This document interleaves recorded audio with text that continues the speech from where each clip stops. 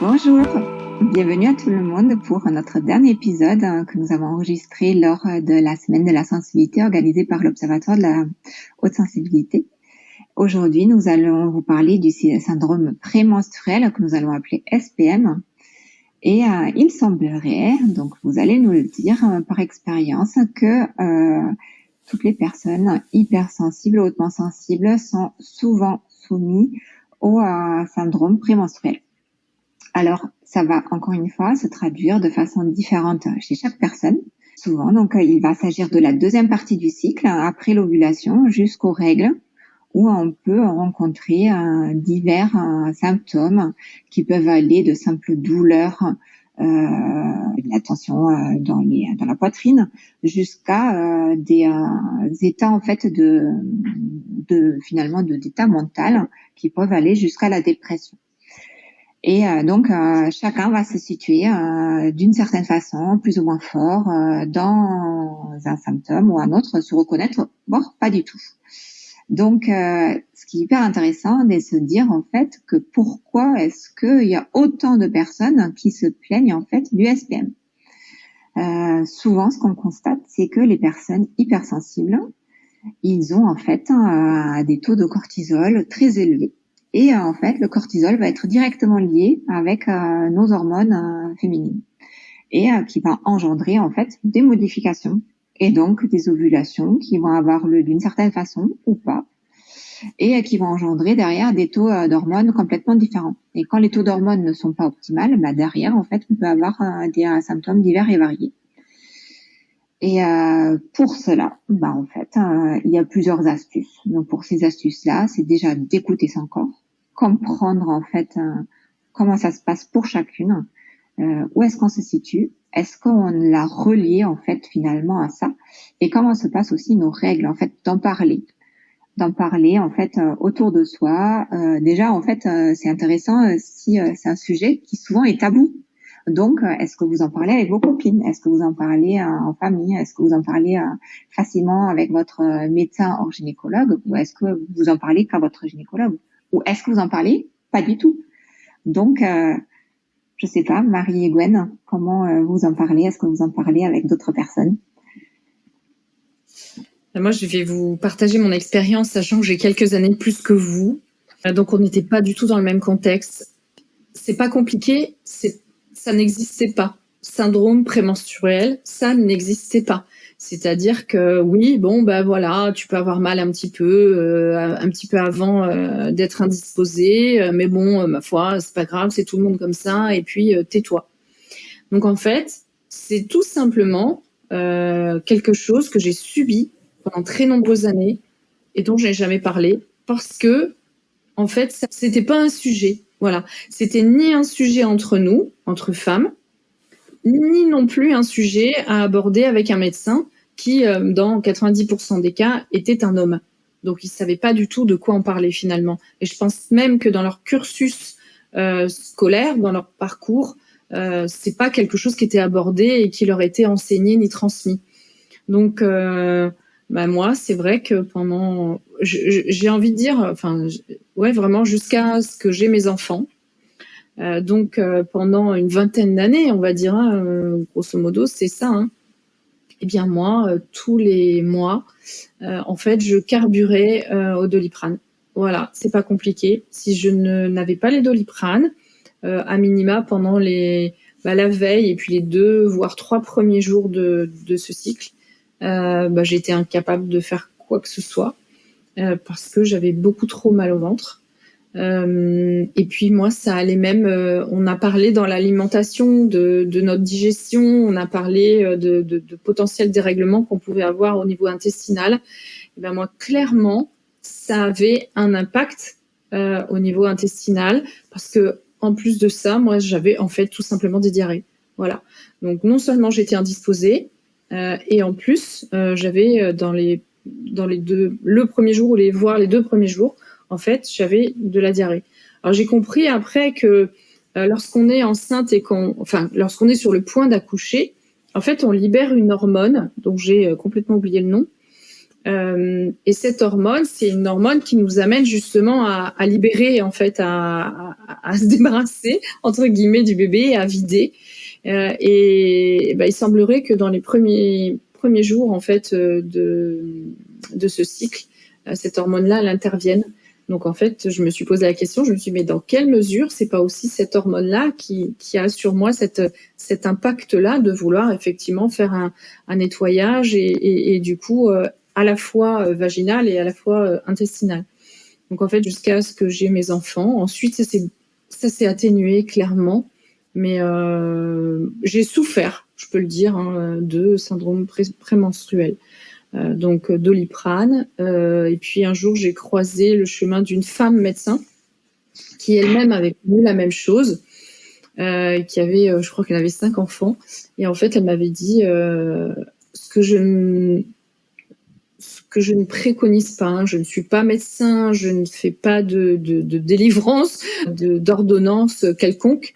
Mais en fait, elle m'avait dit, finalement, le premier jour, prenez une aspirine, voilà, un aspirine parce qu'on dit qu'il faut pas en prendre parce que ça liquéfie le sang, donc effectivement, voilà. Mais ça, c'était quelque chose qui, en fait, l'avait libérée, elle, de ses troubles et qui permettait effectivement d'évacuer plus facilement et d'être libérée, en fait, de ses douleurs. Donc, syndrome prémenstruel, moi, j'en ai pas forcément un bon souvenir, un bon vécu pendant toutes ces années, d'autant que c'était un contexte dans lequel le mot n'existait pas, ça n'existait pas, et c'est quelque chose qu'on n'abordait pas. Voilà. Et ce qui est rigolo, c'est que tu dis indisposé. Au final, est-ce qu'on est indisposé? Indisposé à quoi? Avec nos règles, on peut tout faire. C'est ça aussi, en fait, depuis très longtemps, ce mot-là est là, existe toujours, mais que pour autant, on a les règles à aller courir, c'est top. Faire du sport en début de règles permet de libérer beaucoup aussi. Et générer d'autres hormones pour mieux se sentir, en fait. Alors moi, je te fais mon retour. Pour moi, je suis indisposée. Alors c'est vrai que c'est un ancien mot. C'est un mot que je préfère. Je trouve qu'il est plus smart que de dire j'ai mes règles. Je sais pas, je suis pas en accord avec ça. Ça me plaît pas. J'ai mes règles. Ça veut rien dire, mes règles. Les règles, c'est pour mesurer, donc je sais pas. Mais moi, je suis indisposée. Clairement, pendant ces moments-là, je suis indisposée psychologiquement. J'ai tendance à avoir un brouillard cérébral. Je ne suis pas disposée, vraiment au sens, tu sais, être disposée à faire quelque chose, être disposée à, pas que à courir, mais aussi à prendre la parole, être disposée, c'est avoir toutes ses capacités et être en disposition, être disponible. Et bien moi, clairement, pendant la veille et les 2 premiers jours, on va dire, je suis indisposée. Je n'ai pas toutes mes capacités, toutes mes facultés, je ne suis pas au mieux de ma forme. On a parlé d'énergie dans un épisode précédent. Je pense vraiment que c'est énergivore, ça a un impact sur l'énergie féminine. Du coup, peut-être que voilà, ça agit aussi sur le yin, le yang. Moi, je suis vraiment, je le dis, je suis indisposée. J'ai pas dit indisponible pour autant. Voilà. Mais je suis indisposée pour certaines choses. Effectivement, je serais pas en mesure d'assurer pleinement certaines activités, certaines choses à réaliser. Je suis pas au mieux de ma forme, vraiment. Et je pense que c'est justement un temps. On a parlé de biorhythme aussi. Voilà, ça fait partie de l'observation de nos biorhythmes féminins. Et pendant ce temps-là, on est peut-être un peu moins disponible. Peut-être on est moins disposé, pourquoi pas disponible, et que du coup pendant ce temps-là, c'est un temps de repos, c'est un temps de pause, c'est un temps, c'est pas rien quand même biologiquement ce qui se passe en nous. On se débarrasse de je sais même pas ce que ça représente en quantité, mais enfin c'est pas mal. Donc c'est énergivore, donc c'est un temps pour moi de repos et qui est nécessaire et qui doit être pour pouvoir ensuite effectivement remettre la machine en route et se régénérer. Donc oui, j'entends ce que tu dis et effectivement après nous les femmes on le vit différemment, mais moi je peux vraiment te dire que je suis indisposée pendant ces 3 jours là, c'est pas le top pour moi, même cérébralement c'est pas le top, je suis pas à fond. Et toi Marie? Alors moi j'ai des variations en fonction des cycles qui sont assez alors c'est pas du tout au tout, il y a des choses qui reviennent régulièrement. Le SPM je le vis plus ou moins bien en fonction des périodes. Alors j'ai jamais été jusqu'à être complètement clouée en deux, à ne pas pouvoir aller travailler ou voilà. Mais des douleurs, ça tire et alors moi ce que j'ai constaté surtout c'est soit juste la veille, soit le premier jour du cycle, je me tape, pardon, je vais le dire comme ça, mais un mal de tête incontrôlable. En fait, il y a d'autres moments pendant le reste du mois où je vais pouvoir gérer ces maux de tête. Je suis un peu sujette à ça parce que dès que je suis un peu de l'écran, la luminosité, je vous en ai parlé au début de la semaine, mais voilà, tout ça fait que j'ai souvent les yeux qui fatiguent assez vite, et donc j'arrive avec des huiles de menthe poivrée, des choses comme ça un peu à apaiser. Mais alors le premier jour de règle, c'est pour moi c'est impossible. Je suis pour le coup obligée de prendre quelque chose pour faire redescendre cette pression en fait que j'ai au début. Et après, ouais, il y a la partie humeur où là où je rejoins énormément Gwenaëlle. C'est ça, c'est pareil. J'ai mis longtemps avant de m'en rendre compte parce que j'étais désagréable, mais vraiment, enfin, les 2-3 jours là avant le début de cycle, c'était ça, quoi, vraiment désagréable, mais même désagréable à m'énerver toute seule, parce que j'ai ça aussi. C'est le moindre truc, ça m'énervait. Je m'énerve toute seule. J'ai envie de tout envoyer balader. Tout est remis en question. Alors ça, c'est le gros problème de cette période-là, c'est que d'un seul coup, tu te dis qu'est-ce que je fais de ma vie, pourquoi ci, pourquoi ça, je pose des questions existentielles à n'en plus finir. Et puis en fait, j'ai même un presque soulagement quand les règles arrivent. Quand le SPM comme ça est un peu fort, j'ai presque un soulagement au début de cycle parce que je me dis ça y est, en fait, on est reparti sur autre chose. Le cycle redémarre typiquement. Donc il y a ce côté-là. Et depuis 6 mois à peu près, j'ai aussi constaté que je pouvais avoir des douleurs. Alors en fait, c'est l'un ou l'autre. C'est soit j'ai du SPM, soit je sais que si j'ai pas de SPM, je vais un peu douiller au moment de l'ovulation. C'est-à-dire que je vais avoir des douleurs vraiment, alors moins présentes et moins pour le coup sur le mental, mais des douleurs physiques au moment de l'ovulation. Voilà, j'ai consulté avec ma gynécologue, etc. On en a discuté. Il n'y a pas de trucs d'explications particulières, mais et du coup il y a un peu ça rajoute un stress entre guillemets de se dire oh là, ce mois-ci ça a été le SPM, qu'est-ce qui m'attend dans 10 jours quoi. Vous voyez ce que je veux dire? Voilà. Et Gwenaëlle parlait de la partie début de cycle qui est un peu compliquée, où on a envie d'être refermé sur nous-mêmes. Moi, je vis ça aussi, où les 2 premiers jours, si je pouvais rester dans ma grotte, ça serait idéal, quoi. Donc avec le temps, moi, j'essaye de mettre en place de l'organisation autour de ça, mais c'est pas toujours évident parce qu'on n'y pense pas, en fait.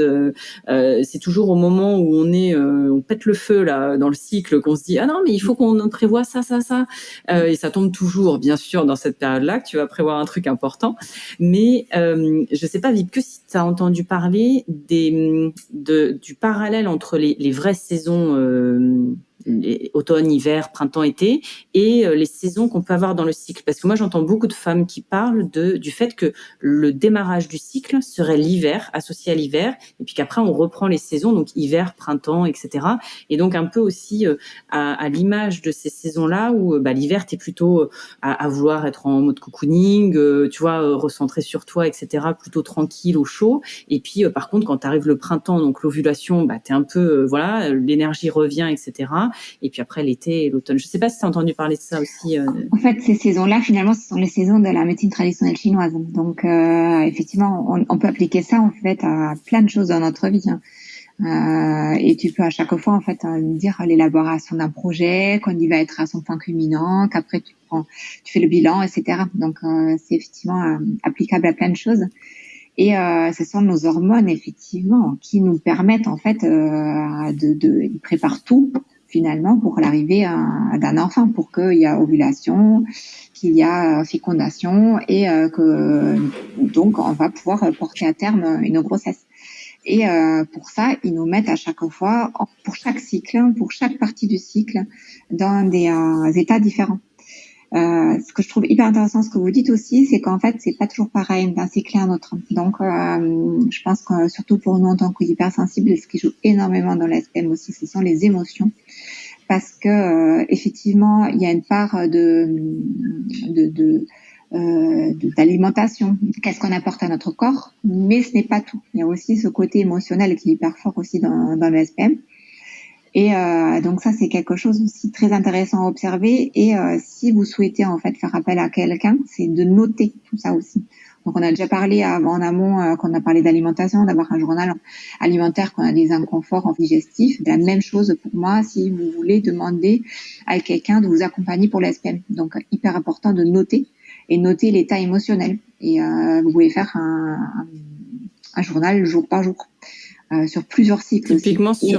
Sur l'alimentation, mais c'est exactement ça. Moi, je pourrais tenir un journal à l'année. Je sais qu'à J-2, je vais me ruer sur toute la nourriture possible. Oui. Et en fait, je m'en rends pas compte et je me dis, mais pourquoi j'ai faim comme ça? Qu'est-ce qui se passe? Pourquoi? Et en fait, mais oui, et ça ne loupe jamais. Enfin, 2-3 jours avant. Et après, voilà, t'es dans le truc et ça repart. Mais c'est exactement ça, quoi.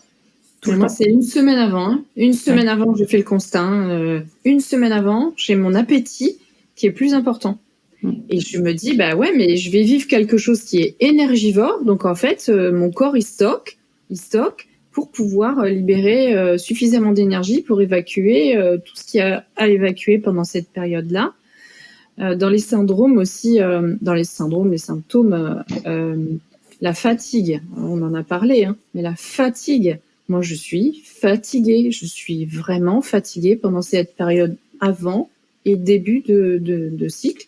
J'ai une fatigue qui s'installe en fait, et je vais même vous dire physiquement, au-delà des maux de ventre, parce que oui, on a mal dans le bas du ventre, on a mal, voilà. Moi, j'ai mal dans la poitrine. Moi, ma poitrine est douloureuse, vraiment, comme si j'étais enceinte, hein, voilà. Et la veille, quand je me lève le matin, je sais que le lendemain, c'est le premier jour de mes règles. J'ai le visage bouffi, je suis bouffie, j'ai les yeux bouffis. Ouais. Donc, vous imaginez l'impact que ça peut avoir quand même. Donc, ça doit avoir un impact sur la lymphe, ça doit avoir Et franchement, c'est fatigant. Et c'est pareil, au début, j'ai l'impression d'être gonflée. Tout il y a justement des hormones, en fait, spécifiques par rapport à ça qui font qu'en fait, on retient de l'eau. Et d'ailleurs, ce qu'il faut savoir, si on veut faire des tests d'ajustement, d'alimentation ou d'accompagnement par quelqu'un, en fait, quand on veut faire ces tests-là, il faut le tester sur plusieurs mois parce que chaque mois, en fait, on va préparer l'ovulation du mois suivant. Donc, ce qu'on va mettre en place maintenant, on va savoir qu'un certain temps après. Donc, généralement, on dit qu'on en fait un ajustement de quelque chose. En fait, il faut attendre à peu près 3 mois pour voir les bénéfices. Donc, si on fait tout seul et qu'on se dit c'est quelque chose, ça marche pas, souvent c'est parce qu'en fait on n'essaye pas assez longtemps de faire une modification et souvent en fait on manque tout simplement de certains nutriments, de certains aliments qui sont nécessaires pour que ça fonctionne mieux et qu'il y a moins de symptômes. Et par contre, il y a toujours notre côté émotionnel là-dedans et ce côté émotionnel, ça peut faire chavirer en fait la production des hormones tout simplement. Et ça va les altérer si il y a un grand choc ou même des petites choses du quotidien qui font en sorte que en fait finalement notre stress chronique il influence un peu sur tout. Donc ce que je disais tout à l'heure, le côté multifactoriel, c'est ce qu'on vous a aussi dit tout au long de la semaine. En fait, tout est lié et comme tout est lié, il faut s'observer et que chacun encore une fois est unique. Ouais. Est-ce que tu as du SPM du coup toi, Vibeke, ou est-ce que tu as réussi à est-ce que tu ressens le SPM ou pas beaucoup? Moi, c'est vraiment très cyclique et ça a beaucoup changé avec les grossesses également. Moi, c'est beaucoup de migraines avant d'avoir des enfants qui reviennent maintenant où en fait je m'approche plutôt de la ménopause. Et par contre, moi, ce que j'ai vécu, et je ne le savais pas au début, j'avais de l'adénomiose. Donc l'adénomiose, c'est une forme d'endométriose, mais à l'intérieur de l'utérus. Et c'est quelque chose que j'ai découvert par hasard dans un examen et qui m'a provoqué des saignements très importants en fait tous les mois, dont une anémie très importante. Et en le sachant, déjà, ça me permettait de comprendre pourquoi. C'était vraiment très très fort, et donc du coup, on est intervenu dessus ce printemps, et ça m'a vraiment soulagée. et ça a tout changé. Pour autant, là, je vois les modifications des hormones avec la préménopause plus. Et ça fait encore une fois un changement tous les mois qui est différent. Et comme c'est différent tous les mois, en fait, c'est plus difficile de se dire qu'est-ce qui fonctionne pas. Et donc, c'est super intéressant de tester plein de choses également. Et encore une fois, de les garder sur la durée pour voir qu'est-ce qui fonctionne pas. Ouais, plus en mode super intense, quoi. Plus dans le sens, en fait, je pense qu'on va s'approcher de plus en plus vers de plus la en ménopause. plus, ok. Plus, je me suis en dit, fait, ça y est. Non, c'est plus tu t'approches, plus en fait, ça va se dérégler. Ou tu peux avoir des mois sans ovulation, et donc quand il n'y a pas d'ovulation, en fait, ça va impacter les mois suivants. Et donc tous les mois, c'est différent par rapport à notre production d'œstrogène et de progestérone. Et quand c'est en train de se modifier comme ça tous les mois, en fait, tu ne sais jamais trop comment ça se présente. Hein. Et ce qui est nouveau pour moi, ce que je ne connaissais pas avant, c'est de l'anxiété. Et parce qu'au final, la progestérone qui baisse à partir de 35 ans, elle est antidépresseur au final. Et donc quand l'hormone baisse de plus en plus et qu'on y a de moins en moins quand on s'approche de la ménopause, en fait, on se dit, finalement, toute l'anxiété que je peux avoir en moi, avant je peux la verbaliser et ça suffisait. Et maintenant, parfois, en fait, ça ne suffit plus de la verbaliser et en fait, on peut avoir d'autres symptômes. Et c'est des choses qu'après, on va passer plus sur un sujet ménopause, mais qui, encore une fois, lié aux hormones et à notre cycle de femme et de ce qu'on dit, ce qu'on ne dit pas. Et c'est pareil, la ménopause, on en parle depuis très peu de temps maintenant. Comme je disais, adénomiose, l'endométriose, c'est pareil. Donc, il est important, je pense, qu'on puisse en parler ouvertement et qu'on puisse en discuter, poser des questions et qu'on nous explique bien comment ça fonctionne.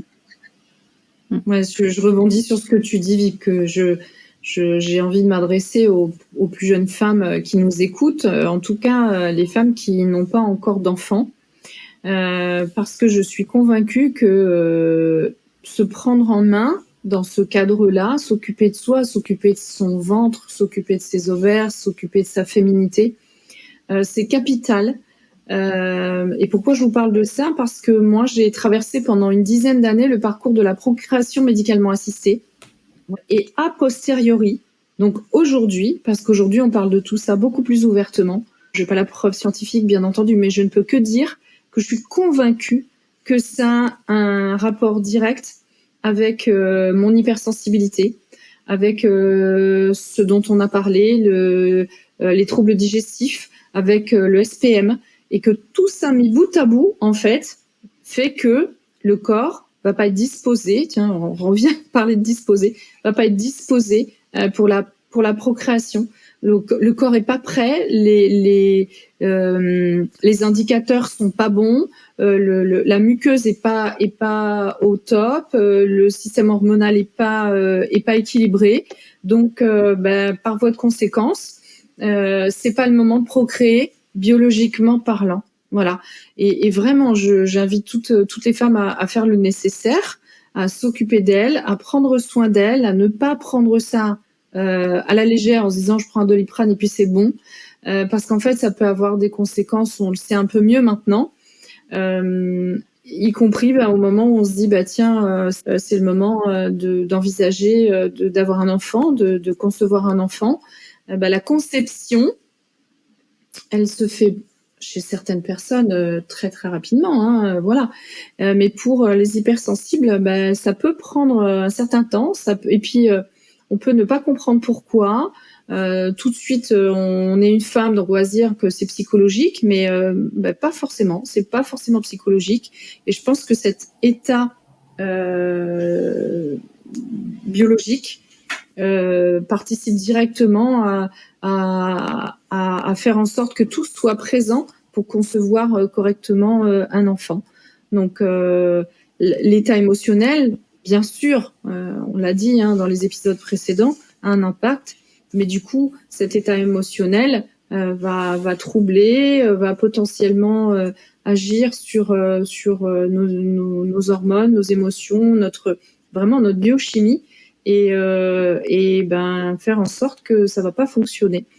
Donc, j'invite vraiment toutes les femmes qui n'ont pas d'enfants, qui nous écoutent, à s'occuper d'elles. Apprendre comment ça fonctionne en détail pour pouvoir connaître leur corps et à être responsable finalement responsable d'avoir de connaissance comment ça fonctionne chaque mois en fait à l'intérieur dans leur corps. À prendre soin d'elles, prendre soin de soi, se chouchouter, prendre soin de soi.